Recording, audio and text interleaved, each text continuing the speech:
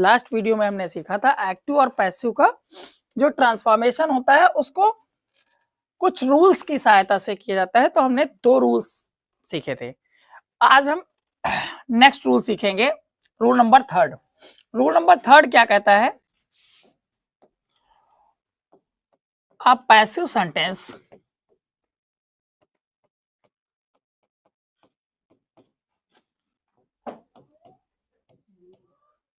always takes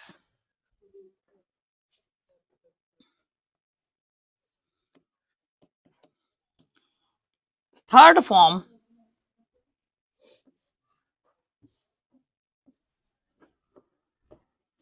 of verb। ये है rule number 3। Rule number 3 क्या कहता है? एक पैसिव सेंटेंस ऑलवेज टेक्स हमेशा लेता है, क्या लेता है? Third form of verb, verb की तीसरी फॉर्म। पैसिव सेंटेंस में हमेशा वर्ब की थर्ड फॉर्म आती है, और वो भी किसके साथ? विद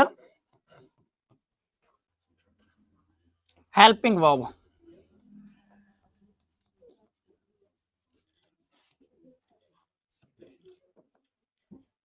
पैसिव सेंटेंस में जो थर्ड फॉर्म आती है वो हमेशा हेल्पिंग वर्ब के साथ आती है। विदाउट हेल्पिंग वर्ब ये कभी नहीं आती है। और जो उसका सब्जेक्ट होना चाहिए वो नॉन डूअर होना चाहिए, तभी वो सेंटेंस पैसिव बनेगा। रूल नंबर 4 में हम सीखेंगे वर्ब चेंज। वर्ब चेंज में एक तरफ लिखेंगे एक्टिव और दूसरी तरफ लिखेंगे पैसिव। एक्टिव में अगर जो लगा है डू, अगर जो लगा है डज, अगर जो लगा है V1, अगर जो लगा है V5, ये इनमें से कोई भी वर्ब लगी होने पर जब उस सेंटेंस का पैसिव बनाया जाएगा तो उस सेंटेंस में हम लगाएंगे is, am, are plus verb की थर्ड फॉर्म। वो भी ये सब लगेगा किसके अनुसार? According to subject. ये जितनी भी वर्ब लगेंगी ये वाली, ये सब लगेंगी अकॉर्डिंग टू सब्जेक्ट। नेक्स्ट, अगर जो किसी भी सेंटेंस में, एक्टिव के किसी भी सेंटेंस में डिड लगा है या फिर V2 लगा है, डिड लगा है या फिर V2 लगा है, तो हम उसमें लगाएंगे वाज या फिर वर के साथ वर्ब की थर्ड फॉर्म, और ये भी लगेगा according to subject, according to subject.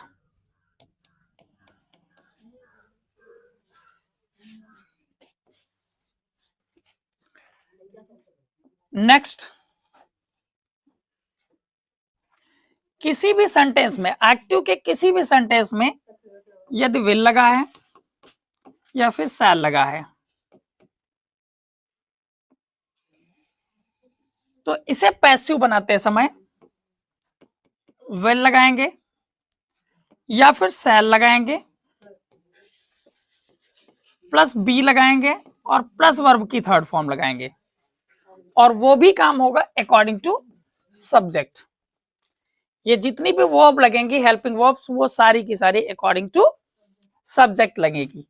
Next देखते हैं, अगर जो किसी भी एक्टिव सेंटेंस में इज लगा है, एम लगा है, आर लगा है प्लस वर्ब की फोर्थ फॉर्म लगी है, तो पैसिव बनाते समय इज लगाएंगे, एम लगाएंगे, आर लगा सकते हैं, प्लस बीइंग लगाएंगे और प्लस वर्ब की थर्ड फॉर्म का प्रयोग करेंगे, और ये जो हेल्पिंग वर्ब लगेंगे ये सभी लगेंगे अकॉर्डिंग टू सब्जेक्ट। अगर जो एक्टिव सेंटेंस में वाज लगा है, वर लगा है और इसके साथ वर्ब की फोर्थ फॉर्म आई है, तो पैसिव बनाते समय वाज लग सकता है, वर लग सकता है, प्लस बीइंग लगेगा, प्लस वर्ब की थर्ड फॉर्म लगेगी। और ये भी जो काम होगा वो अकॉर्डिंग टू सब्जेक्ट होगा। जितनी भी वर्ब, हेल्पिंग वर्ब ये लग रही हैं, ये सब की सब अकॉर्डिंग टू सब्जेक्ट लगेंगी, वो भी अकॉर्डिंग टू न्यू सब्जेक्ट। जो पैसिव का सब्जेक्ट होगा यानी कि नॉन डूअर होगा, उसके अनुसार ये लगेंगी। अगर जो किसी सेंटेंस में हैज लगा है या हैव लगा है और इसके साथ वर्ब की थर्ड फॉर्म लगी है, तो पैसिव बनाते समय हैज लगा सकते हैं, हैव लगा सकते हैं और इसके साथ बीन लगेगा और इसके बाद वर्ब की थर्ड फॉर्म लगेगी। और ये जो दोनों वर्ब लगेंगी वो according to non doer subject लगेंगी। अगर जो किसी भी सेंटेंस में हैड लगा है और इसके साथ वर्ब की थर्ड फॉर्म दी गई है, तो पैसिव बनाते समय हम हैड लगाएंगे, प्लस बीन लगाएंगे और प्लस वर्ब की थर्ड फॉर्म का प्रयोग करेंगे। और ये वाली हेल्पिंग वर्ब सभी के साथ लगती है। नेक्स्ट, यदि किसी भी एक्टिव सेंटेंस में विल लगा है या फिर शैल लगा है और इसके साथ हैव लगा है और इसके साथ वर्ब की थर्ड फॉर्म लगी है, तो पैसिव बनाते समय विल लगाएंगे या फिर शैल लगाएंगे, प्लस हैव लगेगा, प्लस बीन लगेगा और इसके बाद वर्ब की थर्ड फॉर्म लगेगी। और ये भी जो वर्ब, हेल्पिंग वर्ब यूज होंगी वो भी सब्जेक्ट के अनुसार यूज होंगी। तो ये वर्ब चेंज में इतने चेंज होते हैं। अगर जो आप इन चेंजेस को बहुत अच्छे से समझ पाते हैं तो पैसिव बनाने में आसानी होती है। एक बार इसे फिर से समझ लीजिए। डू, डज, V1 या V5 एक्टिव सेंटेंस में लगा होने पर इज, एम, आर वर्ब की थर्ड फॉर्म का प्रयोग करते हैं और is, am, are according to subject लगेंगी। वो भी सब्जेक्ट कौन सा, तो पैसिव सेंटेंस का जो न्यू सब्जेक्ट बनेगा उसके अनुसार। डिड और V2 लगा है तो वाज वर्ब में चेंज होगा, थर्ड फॉर्म तो सब में रहती है, वो एक कॉमन सी चीज है। अगर जो विल या शैल लगा है तो इसके साथ बी लग जाता है, इज, एम, आर लगा है और वर्ब की फोर्थ फॉर्म लगी है तो इज, एम, आर के साथ बी इंग का प्रयोग करेंगे, उसके बाद वर्ब की फोर्थ फॉर्म लगाएंगे। वाज वर लगा है तो वही काम करेंगे, बी इंग के साथ वर्ब की थर्ड फॉर्म का प्रयोग करेंगे। हैज, हैव के साथ थर्ड फॉर्म आया तो इसके साथ बीन लग जाता है, फिर थर्ड फॉर्म का प्रयोग करते हैं। और अगर जो हैड लगा है और उसके साथ भी थर्ड फॉर्म लगी है तो बीन लगेगा, फिर थर्ड फॉर्म लगेगी। और हैव लगा है तो यहां पर भी बीन लगेगा, उसके बाद वर्ब की थर्ड फॉर्म लगेगी। तो ये नॉर्मल से चेंजेस हैं। इन चेंजेस को करने के बाद पैसिव सेंटेंस का फॉर्मेशन होता है। अगर जो यही पैसिव सेंटेंस को हमको एक्टिव सेंटेंस में ट्रांसफर करने को आ जाए, पैसिव सेंटेंस को एक्टिव सेंटेंस में अगर जो ट्रांसफॉर्म करने को आ जाए, चूंकि ये टॉपिक है ट्रांसफॉर्मेशन, तो ट्रांसफॉर्मेशन में दोनों सेंटेंसेस एक से दूसरे में और दूसरे को फर्स्ट में कन्वर्ट किया जा सकता है, बदला जा सकता है। तो यहां पर अगर जो ये वर्ब्स दी गई हैं और हमें बनाना है एक एक्टिव सेंटेंस, तो जस्ट इन्हीं को इनके रूप में हम लिख देंगे तो हमारा सेंटेंस तैयार हो जाएगा। यहां पर V1 रहता है साथ में। नेक्स्ट रूल देखते हैं, rule number 5।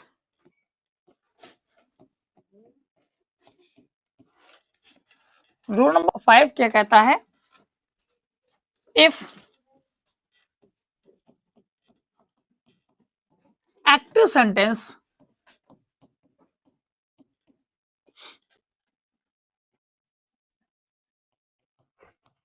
consists any modal auxiliary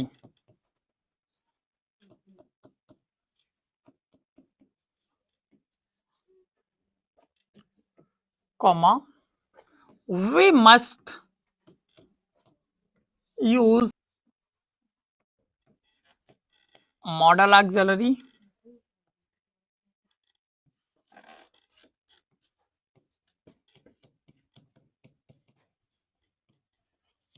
plus B plus verb की थर्ड फॉर्म।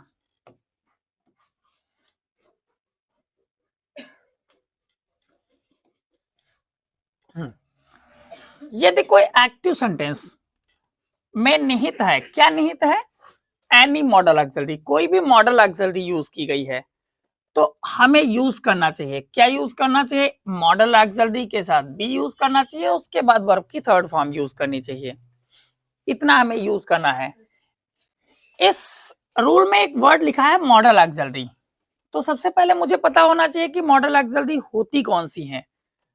तो जितनी भी ऑक्सिलरीज होती हैं, जितनी भी ऑक्सिलरी होती हैं उन ऑक्सिलरी को दो भागों में बांटा जाता है। नंबर एक, प्राइमरी ऑक्सिलरी,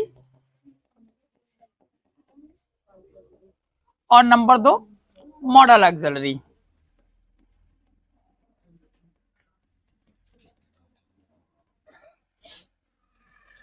जो प्राइमरी ऑक्सिलरी होती हैं ये नंबर में 11 होती हैं। Is, am, are, was, were, do, does, did, has, have, had, ये है हमारी प्राइमरी ऑक्सिलरीज। अगर जो हम मॉडल ऑक्सिलरीज की बात करें तो ये नंबर में होती हैं 13। फॉर एग्जांपल लिख देते हैं सभी की सभी, will, would, shall, can, could,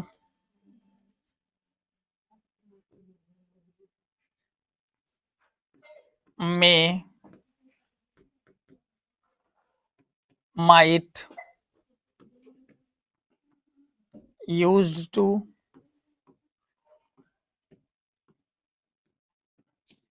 ought to, must,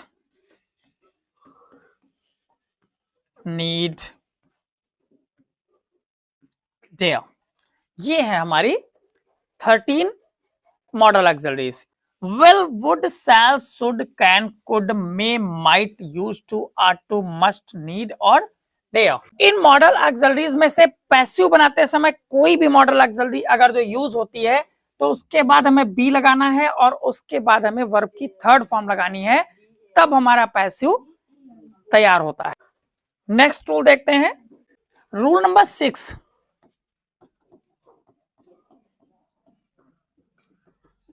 rule number 6 क्या कहता है, प्रोनाउन चेंज।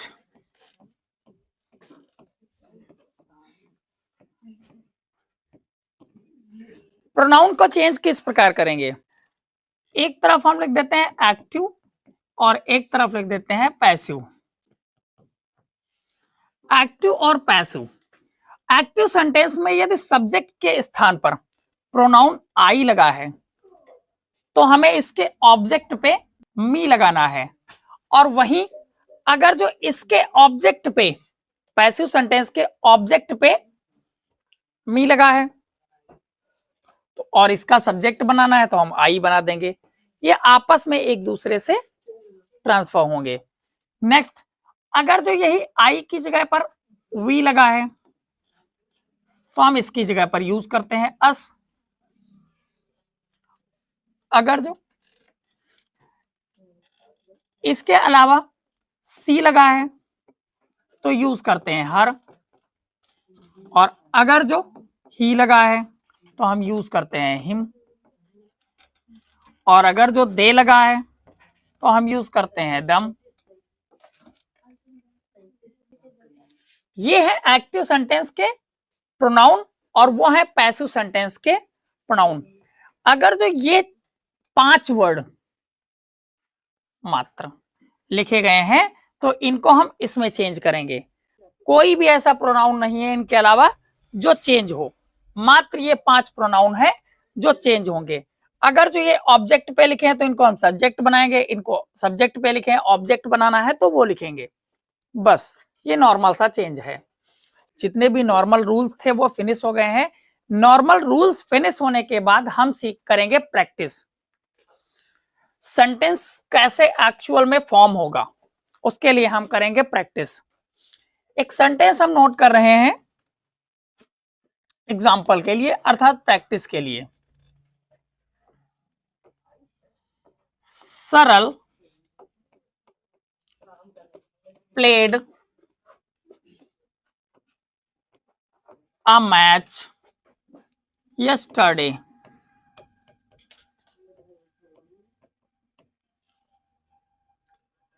ये है सेंटेंस, इसको चेंज करना है हमें पैसिव सेंटेंस में। ये एक एक्टिव सेंटेंस है, पैसिव सेंटेंस में चेंज करना है। चेंज करते समय पहले हमें देखना है कि ये एक्टिव क्यों है, क्योंकि मैंने दोनों चीजों की डेफिनेशन आपको लिखवाई है, एक्टिव सेंटेंस और पैसिव सेंटेंस। सब्जेक्ट है सरल, सरल ही खेल रहा है। सरल प्लेड अ मैच, सरल ने ही मैच खेला। तो जब वही काम कर रहा है इट मींस ये डूअर सब्जेक्ट है, और जब सब्जेक्ट डूअर है तो सेंटेंस एक्टिव है। तो ये सेंटेंस एक्टिव है। अब हम देखेंगे इसे पैसिव कैसे बनाएंगे। तो फर्स्ट रूल मैंने लिखवाया है कि एक्टिव सेंटेंस का ऑब्जेक्ट पैसिव सेंटेंस का सब्जेक्ट बनता है, उसे बना देंगे। अ मैच, प्लेड खेला तो क्या खेला, मैच खेला, तो ये हो गया ऑब्जेक्ट, ये हो गया ऑब्जेक्ट, ये हो गया सब्जेक्ट, ये हो गया V2 और ये है अदर वर्ड्स। जब हम चेंज करेंगे तो ऑब्जेक्ट को सब्जेक्ट बनाएंगे, तो अ मैच इधर लाएंगे। अ मैच, इसको चाहिए एक हेल्पिंग वर्ब, प्लेड V2 लगा है, तो टेबल में मैंने लिखवाया है जब भी V2 लगा हो तो आपको वाज या वर लगाना है, वाज या वर। अ मैच सिंगुलर है, सिंगुलर है तो was. A match was. Third form हमेशा यूज होगी इसके बाद, प्लेड भी गई है, प्लेड V2 भी है, प्लेड थर्ड फॉर्म भी है। इसके बाद हमको यूज करना है अदर वर्ड। अदर वर्ड कौन से हैं, वर्ब की थर्ड फॉर्म लगाने के बाद आप अदर वर्ड यूज कर लीजिए। अदर वर्ड में है हमारे पास यस्टरडे। अभी बचा सरल। सरल एक ह्यूमन बीइंग है, और मैंने जब इसके एजेंट के लिए बताया है तो उसमें एक बाई वर्ड लिखवाया है जो यूज किया जाता है ह्यूमन बीइंग्स के लिए। तो हम यहां पर लगा देंगे पहले बाई और फिर सरल। ये सेंटेंस डन हो गया, ये हमारा पैसिव सेंटेंस तैयार हो गया। नेक्स्ट सेंटेंस एक और एग्जांपल देखते हैं।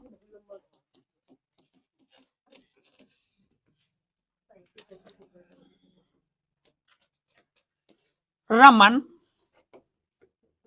had cooked food for me। Sentence में सबसे पहले देखना क्या है कि ये एक्टिव है तो क्यों है और कैसे है, इसमें कौन कौन सी चीजें लगी हुई हैं। तो रमन हैड कुक्ड, रमन ने खाना पकाया है, फूड, रमन ने खाना पकाया है, और रमन ने खाना पकाया इसलिए रमन काम कर रहा है, तो ये डूअर है। डूअर है तो सब्जेक्ट है, सब्जेक्ट तो वैसे भी है, डूअर भी है। ये रही हैड और ये रही वर्ब की third form. Had helping verb है, और ये रहा हमारा ऑब्जेक्ट। पकाया तो क्या पकाया, तो फूड पकाया, ये है ऑब्जेक्ट, और ये है अदर वर्ड। हमें करना क्या है पैसिव बनाने के लिए, ऑब्जेक्ट को सब्जेक्ट बनाना है। तो ऑब्जेक्ट को यहां ले आओ, ये फूड यहां पर आ जाएगा पैसिव सेंटेंस में, फूड पैसिव बना रहे हैं। तो फूड सबसे पहले हो गया। फूड के बाद हमको देखना है हेल्पिंग वर्ब, तो हेल्पिंग वर्ब लगी है हैड। हैड सभी सब्जेक्ट के साथ सेम रहती है तो हमें हैड ही लगा देना है। हैड के साथ बीन भी लगता है पैसिव सेंटेंस में तो बीन लगा देंगे। बीन के साथ थर्ड फॉर्म भी आती है तो दी गई है थर्ड फॉर्म कुक्ड। तो यहां तक सेंटेंस बन गया, हैड भी हो गया, कुक्ड भी हो गया और फूड भी हो गया। अब अदर वर्ड लगा देने थर्ड फॉर्म के बाद, तो फॉर मी ये हो गया। अभी क्या बचा, रमन ह्यूमन बींग्स है तो बाई एजेंट यूज करेंगे और इसके बाद रमन लगा देंगे। इस प्रकार से अगर जो आप सेंटेंसेस को फॉर्म करते हैं तो बड़ी आसानी से सेंटेंस बनेंगे। नेक्स्ट वीडियो में हम और प्रैक्टिस करेंगे।